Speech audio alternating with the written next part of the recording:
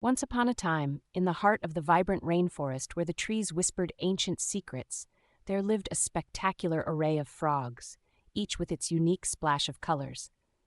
From the azure hue of the poison dart frog that danced through the emerald leaves to the camouflage kings, the leaf-mimicking frogs, with their deceptive greens and browns that could fool the sharpest of eyes. There were tree frogs, whose bright red eyes shone like rubies against the night sky, and even the translucent glass frogs, through whom the secrets of their tiny hearts were seen. These kaleidoscopic creatures held a cornucopia of wonders and a symphony of croaks that told of the Earth's vibrant biodiversity, hinting at nature's magic and the scientific marvels that unfold in the deepest corners of our colorful world.